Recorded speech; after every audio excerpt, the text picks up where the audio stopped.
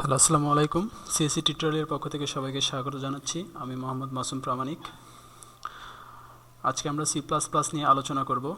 এখানে আমরা C plus প্লাসের ফার্স্ট টু লাস্ট টিউটোরিয়ালগুলো দেখব। সো যারা সি প্লাস প্লাস নিয়ে কাজ করতে যাচ্ছেন বা যারা বিগিনার, তাদের জন্য এই টিউটোরিয়ালটি আদর্শ বলে আমি মনে করি। সো চলুন ফার্স্টে আমরা দেখে নিই সি প্লাস প্লাস দিয়ে কোড করার জন্য যে এডিটরগুলো দরকার, সেই এডিটরগুলো আমরা কীভাবে পাবো। সো আমরা এখানে দুইটা এডিটর নিয়ে আলোচনা করব। একটা হলো কোড ব্লক, যেটা আমরা ডাউনলোড করতে পারবো www.codeblocks.org থেকে। আরেকটি হলো মাইক্রোসফট ভিজুয়াল স্টুডিও, যেটা আমরা ডাউনলোড করতে পারবো www.microsoft.com। সো আমরা ফার্স্টেই দুটো এডিটর দেখে নিচ্ছি। সো ফার্স্টে আমরা চলে যাচ্ছি কীভাবে আমরা কোড ব্লক ইনস্টল করতে পারি। সো কোড ব্লক ইনস্টল করার জন্য যেতে হবে www.codeblocks.org।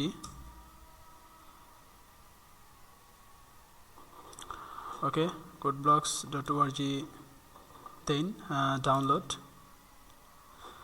আমরা এখানে দেন ক্লিক করতে হবে ডাউনলোড বাইনারি রিলিজ। দেন আমরা যদি একটু নিচে আসি তাহলে দেখতে পাবো এখানে codeblocks 16.01 MINGW setup exe যে ফাইলটা রয়েছে এখানে sourceforce.net, এই ফাইলটা আমরা ডাউনলোড করব। ওকে, আমাদের আরেকটি এডিটর হলো মাইক্রোসফট ভিজুয়াল স্টুডিও, এবং এটা আমরা ডাউনলোড করতে পারি www.microsoft.com এই ইউআরএল থেকে। আমরা চলে যাচ্ছি www.microsoft.com।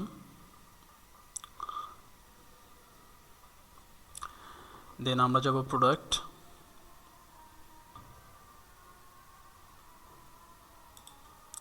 Okay, product, then developers and IT professional, এখান থেকে আমরা যাব ভিজুয়াল স্টুডিও।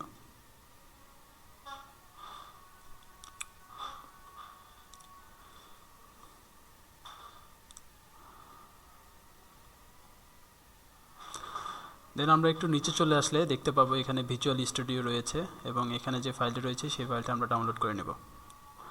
সো আমরা দেখলাম কিভাবে কোড ব্লক ডাউনলোড করতে হবে এবং কিভাবে মাইক্রোসফট ভিজুয়াল স্টুডিও ডাউনলোড করতে হবে। সো পরবর্তী লেসনে আমরা এই এডিটরগুলোতে কিভাবে কাজ করতে হয় সেটা দেখব।